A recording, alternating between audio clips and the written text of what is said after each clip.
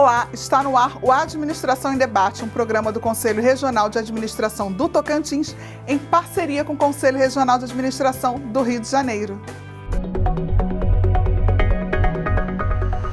No projeto Debate Cultural, o administrador Wagner Siqueira, presidente do Conselho Regional de Administração do Rio de Janeiro, fala sobre a gestão das organizações através das artes, onde destaca diversos temas relevantes para a carreira do administrador, entre eles o comportamento humano, a gestão de pessoas e a resolução de conflitos nas organizações. No segundo bloco, a administradora Nilmar Ruiz conta a história do seu livro Não Viemos ao Mundo Só para Comer Pipoca. Veja agora.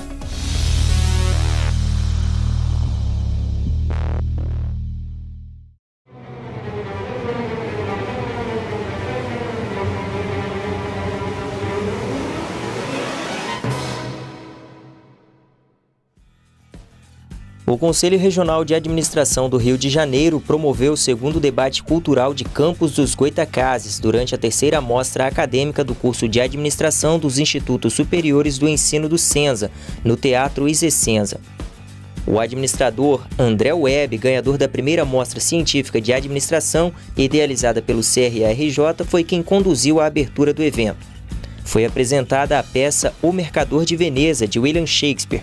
Em seguida, o presidente do CRARJ, administrador Wagner Siqueira, ministrou a palestra A Gestão das Organizações através das Artes, baseada na obra teatral.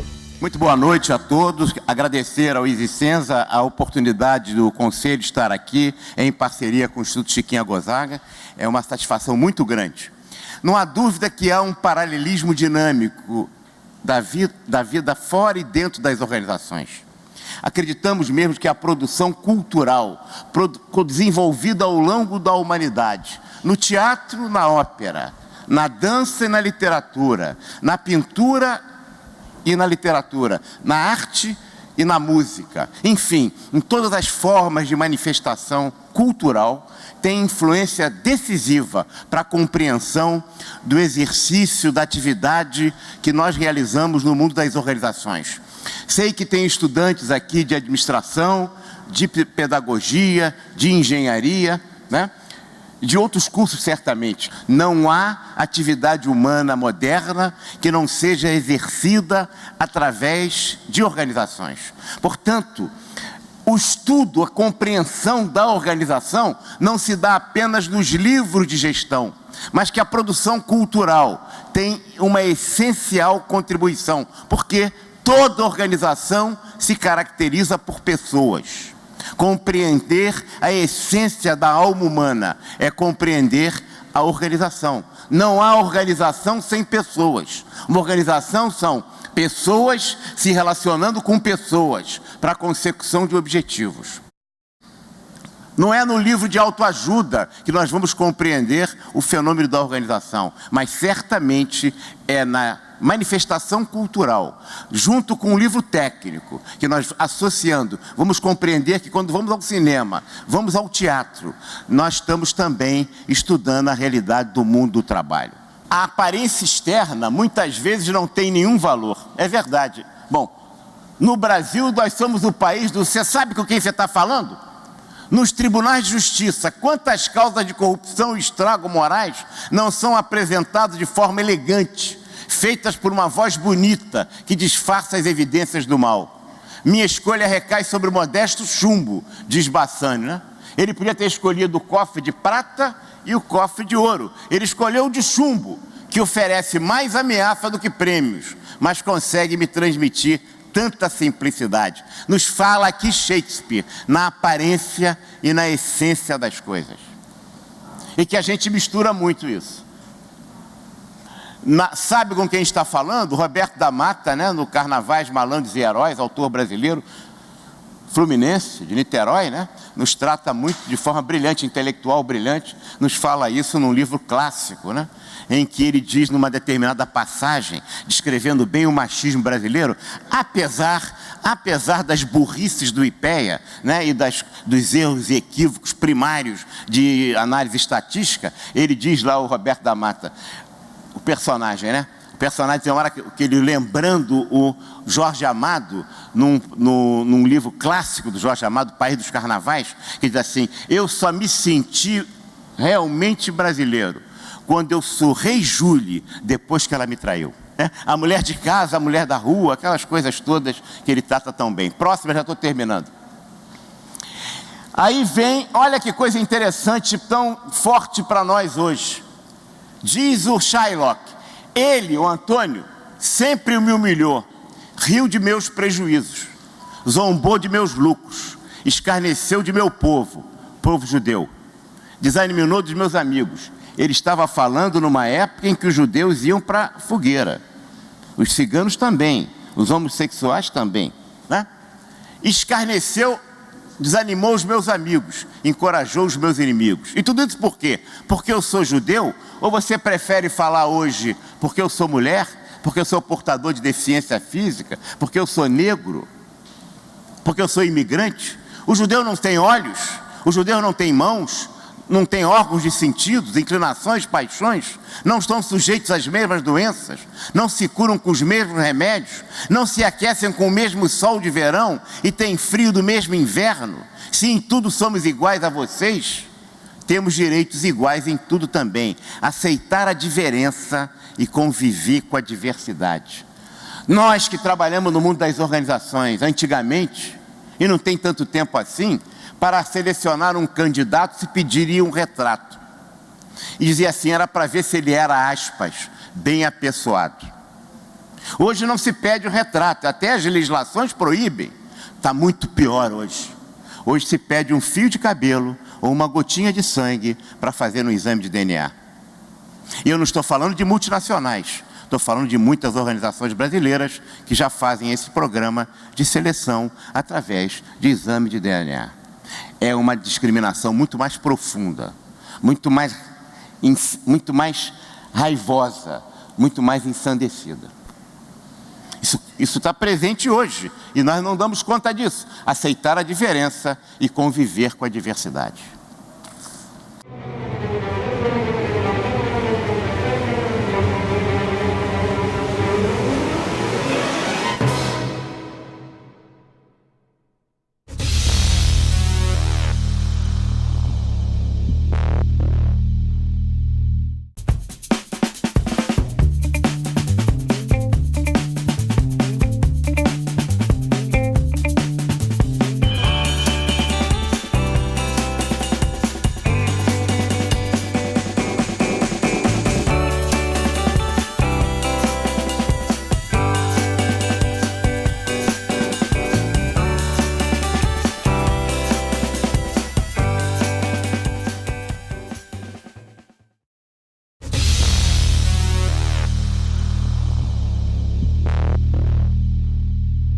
Nós vamos conversar com a administradora Nilmar Ruiz, que já foi deputada, já foi prefeita, é escritora, já atuou na área da administração escolar, tem um vasto trabalho junto à administração. No começo desse mês você lançou esse livro, Não Viemos ao Mundo Só para Comer Pipoca, né? Eu queria que você contasse um pouquinho da história desse livro pra gente. Se nós queremos mudança, e é isso que o administrador sempre faz, utilizar dos seus conhecimentos para que as mudanças ocorram, né, para que haja melhoria nos serviços de uma forma geral, é necessária a mudança pessoal. A gente não pode falar de uma sociedade melhor, a gente não pode falar de um mundo melhor se não houver essa mudança pessoal. E esse livro ele vem a partir de um trabalho do meu pai. Meu pai era psicólogo Nilson Ruiz, e fez assim, um trabalho de uma vida inteira no sentido de levar a psicologia e de levar também metodologias da área da psicologia para que as pessoas pudessem mudar a si própria. Por isso o nome autorreprogramação. A pessoa se autorreprogramar. É claro que a psicologia ela é importante, principalmente aquela de consultório, quando há necessidade de uma atuação direta, mas há muito que se fazer no sentido da transformação pessoal, e é isso que trata o livro. Então a gente fala aquilo no livro, a questão de que todos podem mudar a partir do momento que você identifica aquilo que vai melhorar a sua forma de conviver com as pessoas, a sua forma de conviver no mundo em que você vive, com o meio ambiente, né? Também a questão de você não se perturbar. A gente fala da não perturbação emocional, porque a gente sabe, e isso no setor de trabalho acontece muito no que se refere às relações interpessoais, porque muitas vezes uma coisa que não merece nenhuma atenção, nem tem significado nenhum, a pessoa se perturba emocionalmente e destrói em um minuto aquilo que ela levou às vezes uma vida inteira para construir.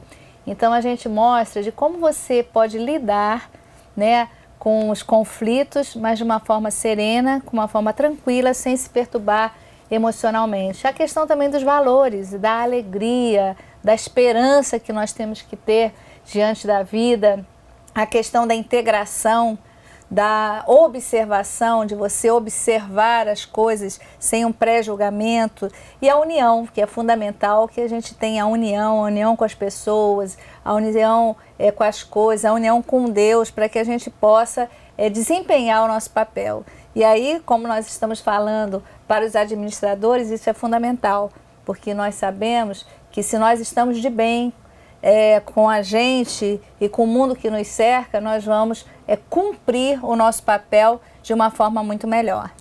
E você estava me falando que existem casos nesse livro que são casos reais, né?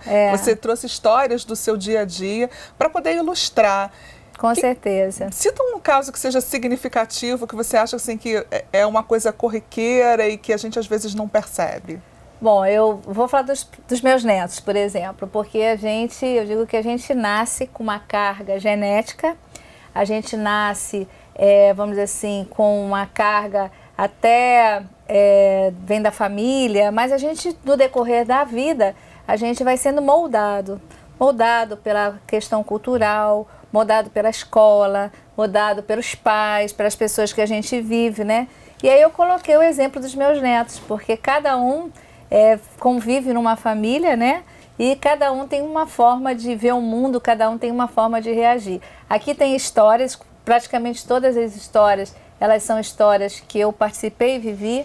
Algumas eu mantive o nome das pessoas, como eu falei, o caso dos meus netos, eu cito da minha mãe, eu coloco muito o exemplo da minha mãe, que é uma pessoa que vê as coisas de uma forma sempre, eu digo que ela é iluminada, porque ela vê sempre de forma positiva as coisas que acontecem no dia a dia e tem sempre uma resposta que vai agregar, que vai fazer com que traga harmonia para o meio ambiente. Então, nesses casos, eu usei os exemplos da família. Em outros exemplos, eu fiz assim, pessoas que já não são, assim, que não tem nem autorização direta para utilizar o nome, eu usei a história, mudando alguns fatos e mudando também os nomes. Então, eu coloquei muitos exemplos no livro no sentido de esclarecer cada teoria que contém, que é um livro que tem uma carga teórica, que mostra a questão dos jogos psicológicos, mostra a questão da comunicação, de como as pessoas podem se comunicar sem conflito. Então, para cada teoria, eu tentei ilustrar com um exemplo, com a prática, para que ele ficasse, vamos dizer assim, mais fácil, né, de ler e principalmente que ele pudesse ser introjetado de modo que as pessoas pudessem mudar a sua forma de ser e a sua forma de conviver, porque o objetivo é esse. O objetivo é escrever o livro no sentido de ajudar as pessoas a serem melhores, para que ela possa ser mais feliz, para que ela possa conviver melhor. Tá ótimo, Nilmar, muito obrigada. Tem algum assunto do livro que você queira destacar para os administradores? Kátia, eu queria aqui deixar um recado aos administradores, que é fundamental que a gente possa se tornar cada dia uma pessoa melhor, que a gente possa viver melhor, que a gente possa ser mais feliz, porque é essa felicidade que nós vamos irradiar para todos e é essa diferença que você, administrador, vai fazer no seu trabalho. Obrigada.